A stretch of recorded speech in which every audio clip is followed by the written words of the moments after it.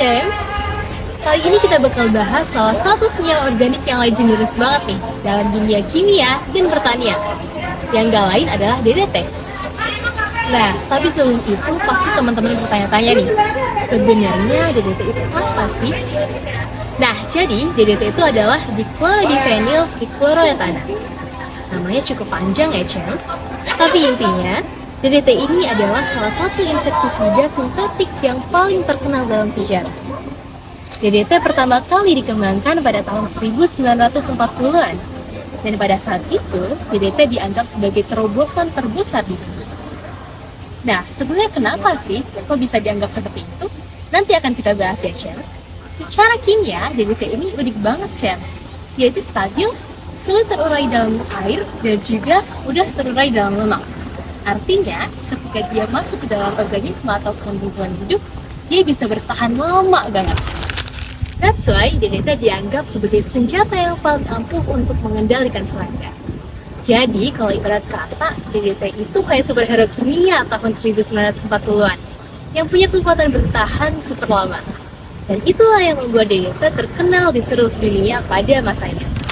Oke teman-teman semuanya, karena tadi kita telah mengetahui tentang pengertian dari DDT, selanjutnya yaitu ada kegunaan dan juga manfaat DDT. Karena DDT pada masa kejayaannya sangat berguna dan juga manfaat bagi seluruh masyarakat. Nah, kali ini yaitu ada di lingkungan masyarakat atau di lingkungan rumah tangga. Yang pertama yaitu untuk membasmi nyamuk, yaitu sebagai pembasmi malaria. Dan yang kedua yaitu ada pembasmi kutu untuk pembasmi dari penyakit tipes itu sendiri. Nah, jadi untuk di lingkungan masyarakat atau di lingkungan rumah tangga, DDT ini sangat berguna untuk menurunkan angka kematian itu sendiri. Oke, selanjutnya karena tadi kita telah mengetahui gunaan DDT dari lingkungan rumah tangga, kita akan lanjutkan DDT di lingkungan pertanian. Nah, fungsinya yaitu salah satunya untuk membasmi hama, karena DDT ini bisa membunuh serangga-serangga perusak tanaman. Oleh karena itu, pada masanya DDT ini akan baik untuk meningkatkan hasil panen dan juga hasil tani. Jadi selain DDT ini sekarang banyak dibatasi penggunaannya, tapi DDT pada tingkat kejayaannya DDT ini bisa untuk meningkatkan hasil panen dan hasil tani. Setelah tahu apa itu pengertian DDT, kegunaan dan juga manfaat DDT, kalian penasaran nggak sih bagaimana mekanisme sintesisnya? Penasaran dong? Kalau kalian penasaran, simak penjelasannya ya.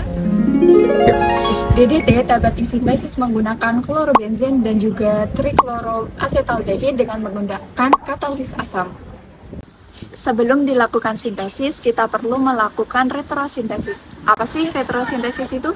Jadi, retrosintesis adalah pemutusan ikatan untuk menghasilkan sinton yang akan digunakan untuk melakukan sintesis suatu senyawa, contohnya DDT.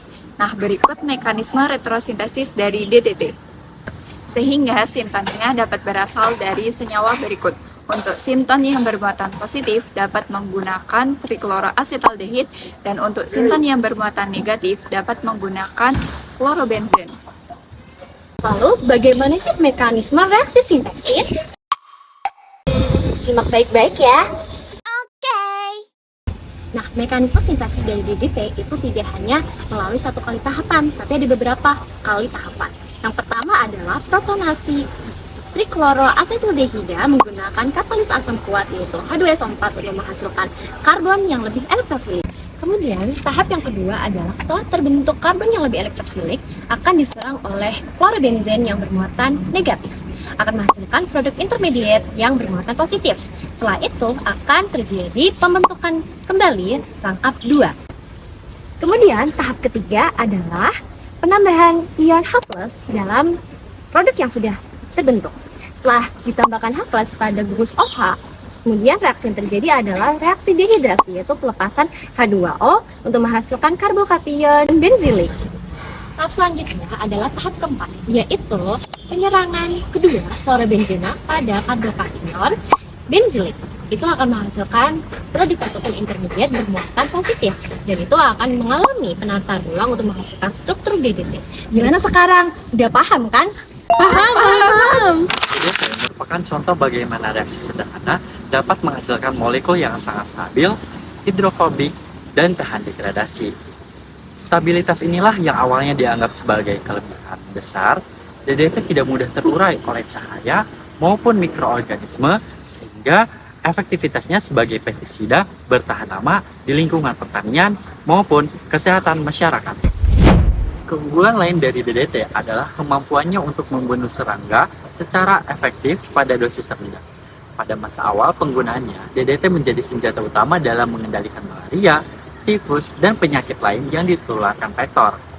Dari sudut pandang sintesis organik, lipofilik DDT yang dihasilkan dari struktur aromatik cabang membuatnya mudah menembus jaringan serangga, mengganggu sistem saraf, dan memberikan efek insektisida yang cepat, di mana efektivitas tinggi ditambah proses sintesis yang relatif murah menjadikan DDT sangat menarik untuk diproduksi secara massal pada abad ke-20. Namun, sifat-sifat kimia yang menjadi kelebihan dalam aplikasi pestisida justru berubah menjadi kekurangan besar bagi lingkungan.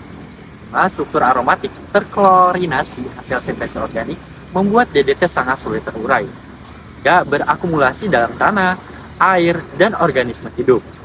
Senyawa ini mengalami bioakumulasi dan biomagnifikasi dalam rantai makanan, menyebabkan konsentrasi semakin tinggi pada hewan besar termasuk manusia.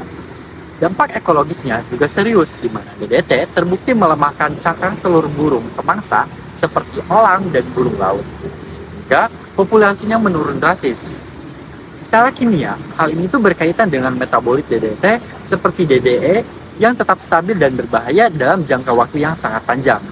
Jadi, itu dia perjalanan kita untuk mengenal DDT. Dari segi pengertian, penggunaan, sampai manfaat yang dulu membuatnya dianggap sebagai penyelamat. Tapi, seperti yang sering terjadi di dunia sains, sesuatu yang awalnya terlihat sempurna, ternyata bisa punya dampak yang besar di kemudian hari.